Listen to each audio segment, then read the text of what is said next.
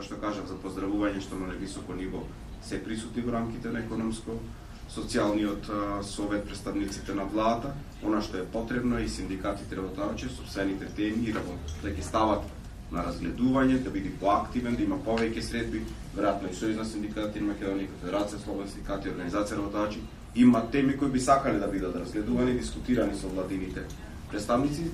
Покажеме дека можеме да функционираме така, понатаму на секоја следна влада ќе им биде тешко да го игнорираат моментумот кој веќе еднаш се создал на дискусија и на демократска и размена на идеи, мислења по однос на законските решења од економско-социјалната сфера. И ние во тој момент немаме веќе можност да дискутираме или да разговараме. Исто така има и други ситуации, сигурно и вие сте се соочиле со истите, кога се носат некои закони или некои законски измени, ние доаѓаме да дискутираме, а ние добиваме само една презентација без можност за дискусија, така да сето ова покажува нашата зрелост да одиме напред со економските реформи. Social dialogue.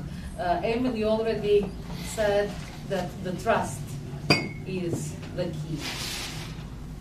Can we conclude in that way from your side, or give us the conclusion?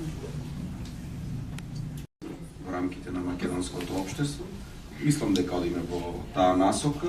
Она што е важно и за синдикатите и за организациите работодавачи е не само да бараат да учествуваат во економско-социјален совет, туку и навистина активно да се вклучат и во самото функционирање, бидејќи секогаш не е проблемот на третата страна, проблемот е што понекогаш се прашање на капацитетите и синдикатите и на работодавачите.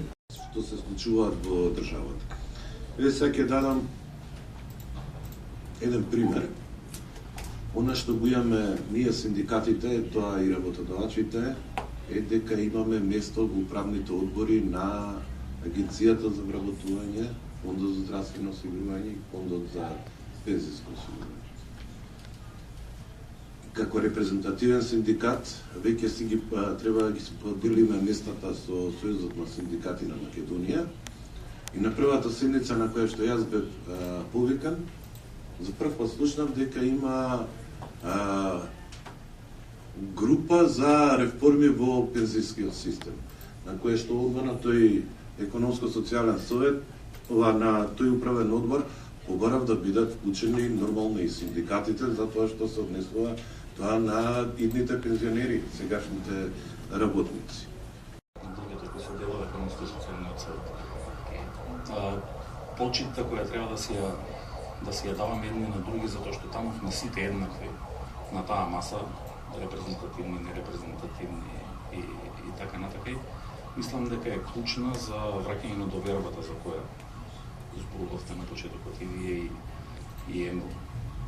И мислам дека главна улога на синдикатите да зборуваат за зголемување на платите, а не за управните одбори. Thank you. И оние кои што имаат нешто да кажат. Да, соработката сме ја имале досега, меѓутоа мислам дека имаме многу повеќе што треба да одработиме понатаму на родовата равноправност и сметам дека тука треба да се отвори вратата и за еден таков филм во врска со родовата равноправност.